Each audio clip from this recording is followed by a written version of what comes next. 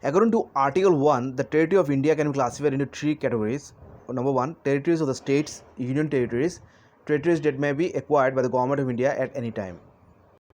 এতিয়া সংবিধানৰ আৰ্টিকল 1 মতে ভাৰতৰ যিটো ভূব্যাস বা যিটো জিঅ'গ্ৰাফিকেল এৰিয়া এইটো মানে তিনি ভাগত বিভক্ত কৰিব পাৰি। এক number territories of the states, মানে যিবিলাক ৰাজ্য যেনেকুৱা অসম, নাগালেণ্ড, মণিপুৰ বা কেৰালা, তামিলনাডু, বিভিন্ন ধৰণৰ যি ৰাজ্য, সেইটো এক number territories of the states. দুই নম্বৰ হ'ল ইউনিয়ন টেৰিটৰিজ। এতিয়া আমি গম পাওঁ কেন্দ্ৰ শাসিত কিছুমান এৰিয়া আছে, যেনেকুৱা পণ্ডিচেৰী, দামন এণ্ড দিউ, তাৰপিছত লক্ষদ্বীপ, তাৰপিছত দিল্লী, নিউ দিল্লী, এইবিলাক মানে কি ইউনিয়ন টেৰিটৰিজ, মানে এইবিলাক ডাইৰেক্টলি মানে ৰাজ্য চৰকাৰে হেৰি নকৰে, ডাইৰেক্টলি কেন্দ্ৰ চৰকাৰে এইবিলাক মানে শাসন কৰে, তাৰ কেন্দ্ৰ চৰকাৰৰ নিয়ম কানুনবিলাক লাগু হয় তাতে, ইউনিয়ন টেৰিটৰিজ।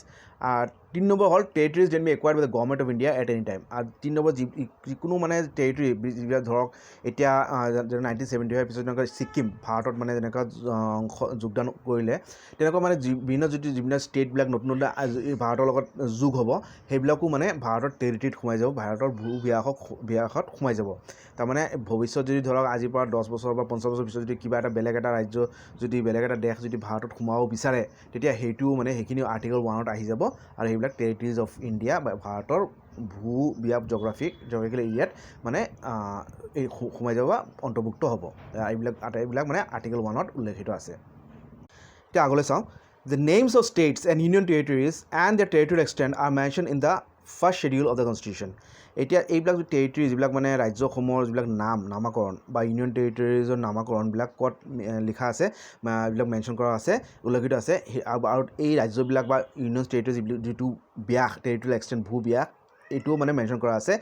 এটাবিলাক ক'ত মেনশ্যন কৰা আছে, এইটো হ'ল আমাৰ সংবিধানৰ schedule 1, first schedule of the constitution. গতিকে এইটো আমি মনত ৰাখিব লাগে, যিটো পৰীক্ষাত আহিব পাৰে। Names of union territories of states ক'ত উল্লেখিত আছে, এইটো schedule 1 of the constitution. At present, there are 29 states and 7 union territories. এই কিতাপ লিখা সময়ত ভাৰতত কিমান ৰাজ্য আছিলে আৰু ইউনিয়ন টেৰিটৰি আছিলে, কেন্দ্ৰীয় শাসিত অঞ্চল, এইটো হ'ল ৰাজ্য 29টা ৰাজ্য আৰু 7টা ইউনিয়ন টেৰিটৰিজ। এই ইউনিয়ন টেৰিটৰিৰ নাম কি কি আপোনালোকে কমেণ্টছত লিখি দিব। The provisions of the Constitution pertaining to the states are applicable to all the states except Jammu and Kashmir in the same manner. আৰু যিবিলাক মানে সংবিধানৰ যিবিলাক মানে প্ৰভিজন, যিবিলাক মানে নিয়মাৱলী, এইবিলাক মানে গোটেইখিনি যিবিলাক মানে ৰাজ্যত প্ৰযোজ্য, চব ৰাজ্যতে একে মানে অনুপাতে প্ৰযোজ্য। কেৱল মানে জম্মু এণ্ড কাশ্মীৰ মানে ভাৰতৰ মানে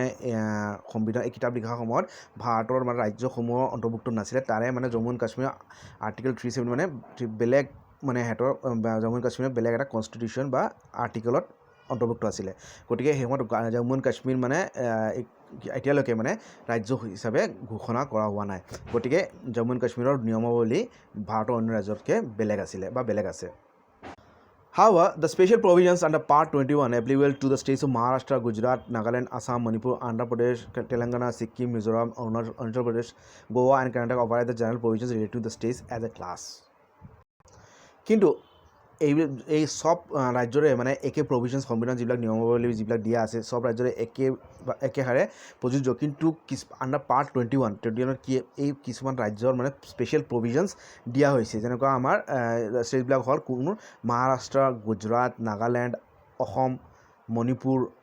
অন্ধ্ৰপ্ৰদেশ, তেলেংগানা, ছিক্কিম, মিজোৰাম, অৰুণাচল প্ৰদেশ, গোৱা আৰু কৰ্ণাটকা, সিহঁতৰ মানে স্পেচিয়েল মানে অতিৰিক্ত কিছুমান নিয়মাৱলী বা সা সুবিধা দিয়া হৈছে,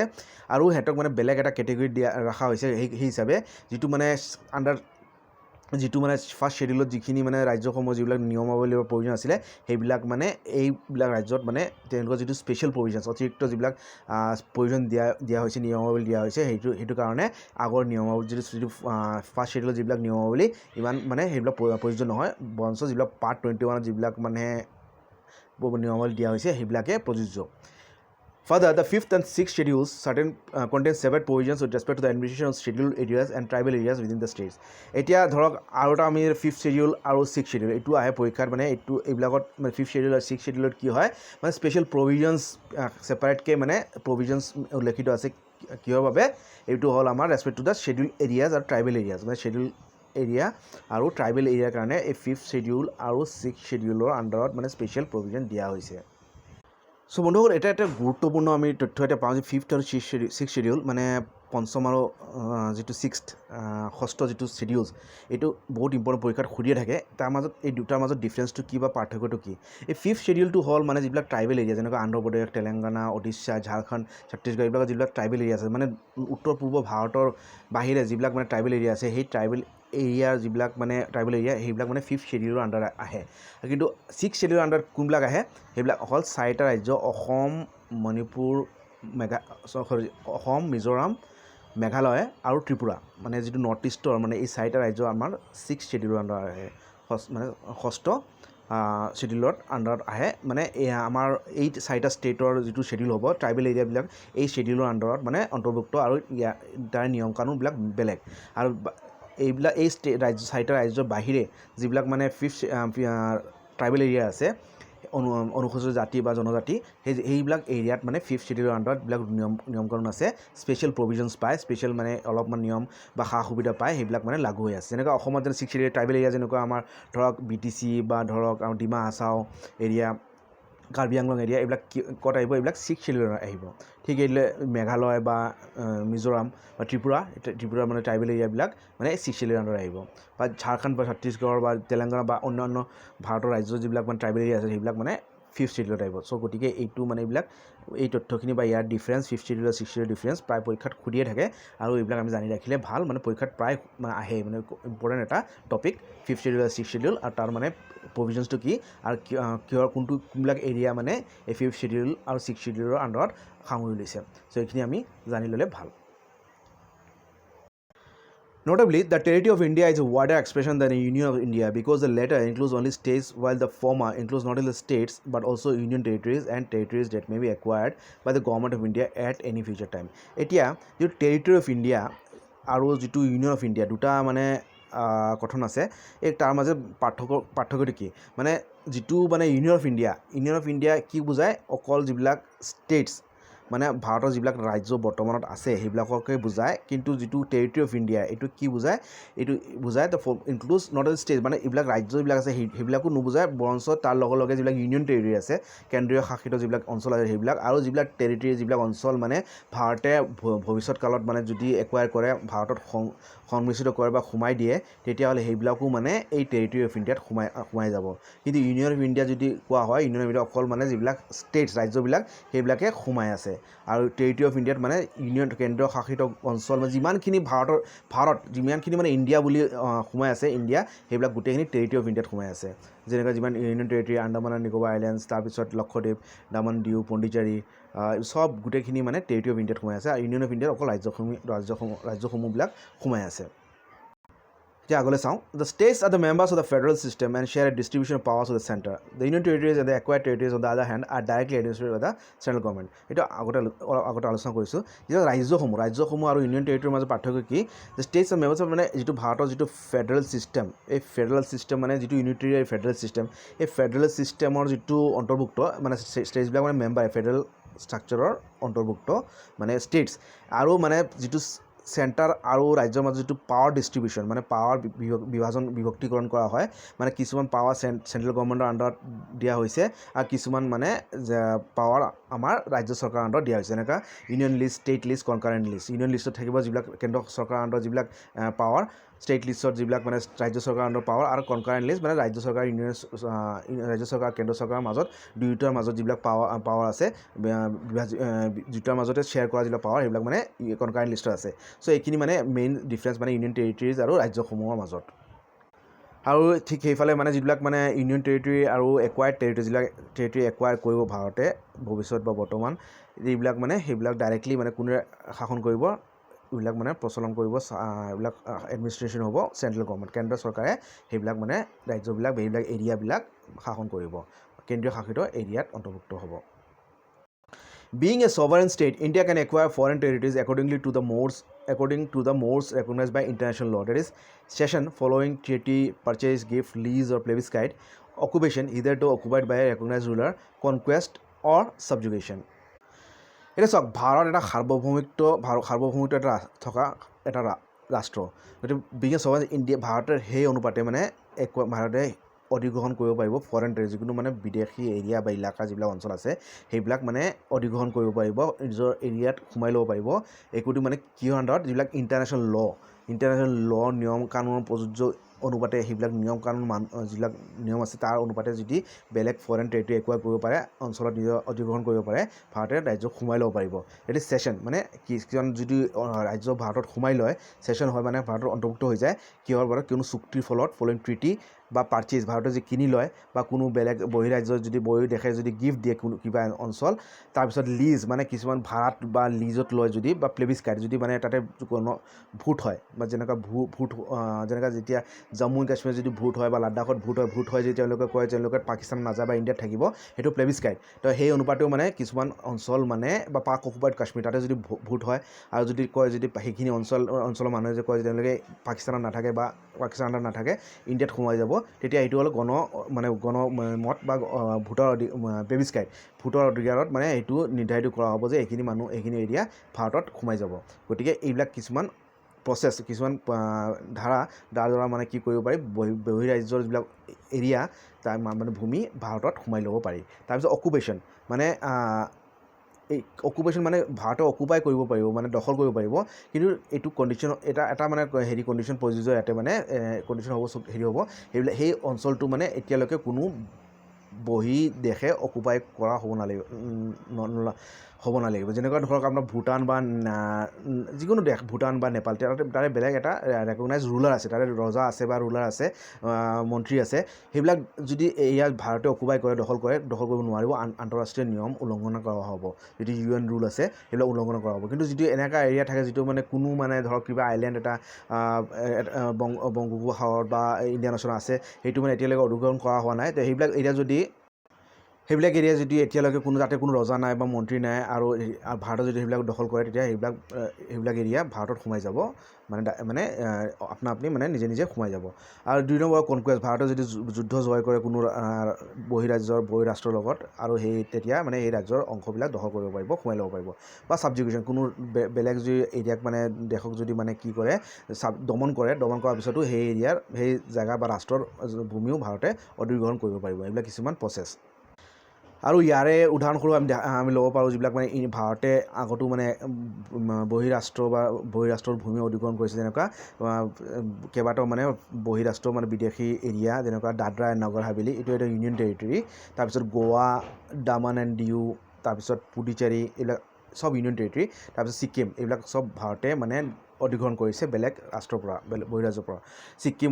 since the convention of the constitution the acquisition of these territories are discussed later in the chapter আৰু মানে এইবিলাক মানে সংবিধান হোৱাৰ পিছত এই আটাইবিলাক এৰিয়া ৰাজ্যবিলাক বা ইউনিয়ন টেৰিটৰিবিলাক কেন্দ্ৰীয় শাসিত এৰিয়াবিলাক ভাৰতে সোমাই লৈছে বা অধিগ্ৰহণ কৰি লৈছে আৰু এইবিলাক কেনেকুৱা অধিগ্ৰহণ কৰিছে এইবিলাক মানে ডিছকাছ কৰা হৈছে আমি পিছলৈ যদি ডিছকাছ কৰোঁ এইবিলাক গম পাম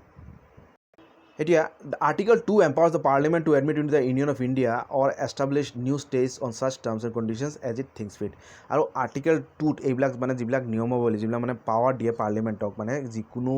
মানে ভাৰতৰ ভূমিত ইউনিয়ন অফ ইণ্ডিয়াত মানে যিকোনো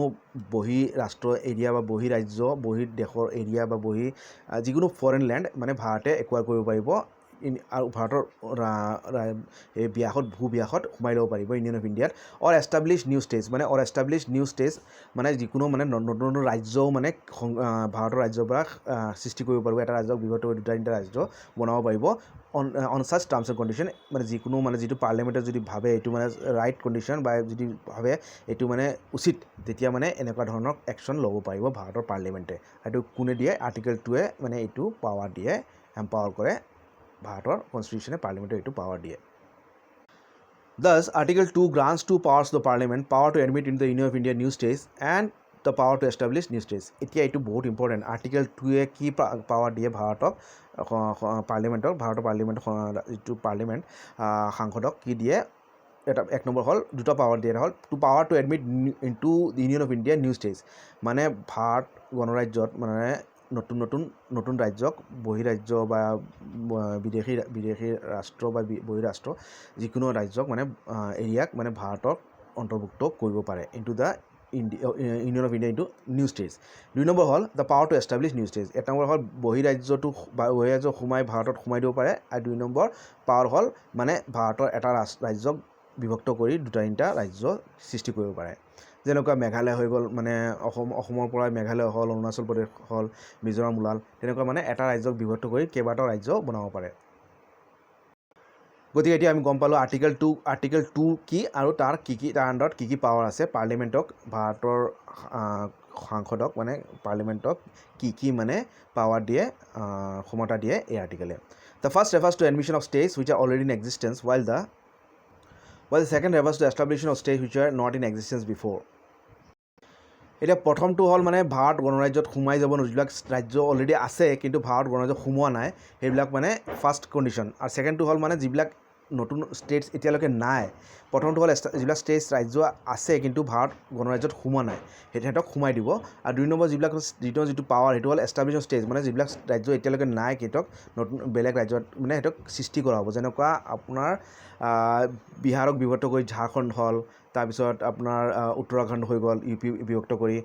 অন্ধ্ৰপ্ৰদেশক বিভক্ত কৰি তেলেংগানা হ'ল তাৰমানে নতুন ৰাজ্য সৃষ্টি কৰা হ'ব অলৰেডি যিবিলাক ৰাজ্য আছে সিহঁতক বিভক্ত কৰি ৰাজ্য ক্ৰিয়েট কৰা হ'ব এক নম্বৰ প্ৰথমটো হ'ল যিবিলাক ৰাজ্য নাই মানে ভাৰত আছে কিন্তু ভাৰতৰ গণৰাজ্যত সোমোৱা নাই যেনেকুৱা জম্মু এণ্ড কাশ্মীৰ লাডাখ দুই নম্বৰ হ'ল যিবিলাক ৰাজ্য দুই নম্বৰ পাৱাৰটো হ'ল যিবিলাক ৰাজ্য নাই নতুন ৰাজ্য সৃষ্টি কৰে মানে আৰ্টিকেল 2 মানে এই দুটা পাৱাৰ ভাৰতৰ সংবিধানক বা পাৰ্লিমেণ্টক দিয়ে Notably, Article 2 relates to admission or establishment of new states that are not part of the Union of India. তাৰ মানে Article 2 কি কৰে মানে একেষাৰত আমি ক'ব পাৰোঁ যে এষ্টাব্লিছমেণ্ট ভাৰতত অন্তৰ্ভুক্ত কৰিব পাৰে বা সৃষ্টি কৰিব পাৰে সংস্থাপন কৰিব পাৰে নতুন ৰাজ্য যিবিলাক মানে ভাৰত গণৰাজ্যৰ পাৰ্ট নহয় ইউনিয়ন অফ ইণ্ডিয়াৰ পাৰ্ট হোৱা নাছিলে সংযুক্ত ভাৰতৰ এতিয়ালৈকে পাৰ্ট হোৱা নাই যিবিলাক ৰাজ্য সেইবিলাকক ভাৰত ৰাষ্ট্ৰত সোমাই দিব পাৰে বা ভাৰতৰ অন্তৰ্ভুক্ত কৰিব পাৰে এতিয়া হ'ল আৰ্টিকেল 3 এতিয়া আমি ইম্পৰ্টেণ্ট আৰ্টিকেল পাই আছোঁ আৰ্টিকেল 1 2 এতিয়া আৰ্টিকেল 3 কি কয় article 3 on the other hand relates the formation of or changes in the existing states of the union of India মানে আৰ্টিকেল 3 কি কয় মানে formation of or changes in the existing states মানে যিবিলাক ৰাজ্য অলৰেডি আছে তাৰে যদি ভূব্যাস এৰিয়া যিবিলাক বাউণ্ডেৰীবিলাক যদি চেঞ্জ কৰিব লাগে নামবিলাক চেঞ্জ কৰিব লাগে বা নতুন ৰাজ্য যদি সৃষ্টি কৰিব লাগে এই আটাইবিলাক যেনেকৈ অসম আছে অসমৰ যদি এতিয়া এৰিয়াটো ডাঙৰ কৰিব লাগে বা নামটো চেঞ্জ কৰিব লাগে বেলেগ তেনেহ'লে মানে এইটো পাৱাৰ ক'ত আছে আৰ্টিকেল 3 আছে বেলেগ যিকোনো ৰাজ্য যদি তাৰ এৰিয়াটো কমাব লাগে বা বঢ়াব লাগে তেতিয়া মানে এইখিনি কোনটো আৰ্টিকেলে দিয়ে পাৱাৰ পাৰ্লিমেণ্টক আৰ্টিকেল 3 মানে যিকোনো নতুন ৰাজ্য গঠিত কৰিব পাৰিব আৰু তাৰ যদি যিবিলাক ৰাজ্য আছে তাৰ মানে সাল সলনি কৰিব পাৰিব এৰিয়াত কৰিব পাৰিব বা নামাকৰণত কৰিব পাৰিব of the union of India এইটো হ'ল আৰ্টিকেল 3 মানে সাল সলনি কৰাৰ কাৰণে আৰ্টিকেল 3 মানে নতুন ৰাজ্য অন্তৰ্ভুক্ত কৰাৰ কাৰণে বা নতুন ৰাজ্য সৃষ্টি কৰাৰ কাৰণে আৰ্টিকেল 2 আৰু আৰ্টিকেল 1 মানে যিবিলাক ৰাজ্য বা ইউনিয়ন টেৰিটৰী বা যিবিলাক ৰাজ্য ভাৰতৰ সোমাব তাৰ পাৱাৰ বা প্ৰভিজনছখিনি নিয়ম সা সুবিধাখিনি বা নিয়মাৱলীখিনি উল্লেখিত আছে এতিয়া গম পালোঁ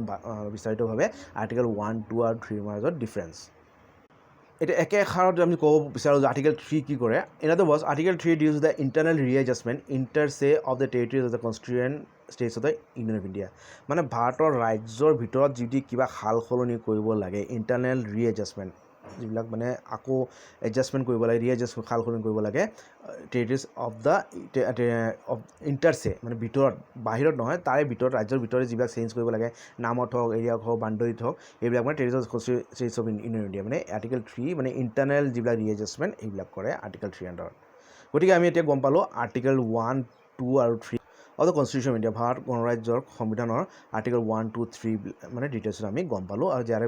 পৰা যদি পৰীক্ষাত যদি কুৱেশ্যন আহে আমি আনচাৰ কৰিব পাৰিম আশা কৰিছোঁ তাৰপিছত নেক্সট টাইম ডিছকাছ কৰিম পাৰ্লিমেণ্টছ power two reorganise the states মানে ৰাজ্যবিলাক আকৌ সংগঠিত বা সুসংগঠিত বা আকৌ মানে অৰ্গেনাইজ কৰি ৰিএৰেঞ্জ কৰাৰ কাৰণে যিবিলাক পাৱাৰ পাৰ্লিমেণ্ট পাৱাৰ তাক আমি বিস্তাৰিতভাৱে কি পাৱাৰ আছে এইবিলাক আমি ডিছকাছ কৰিম চ' আজি ক্লাছটো ইয়াতে সামৰিলোঁ আশা কৰিছোঁ আপোনাৰ ভাল লাগিছে ভাল লাগি থাকিলে লাইক কমেণ্ট কৰিব আৰু কিবা ডাউট থাকিলে কমেণ্ট ছেকশ্যন লিখিব থেংক ইউ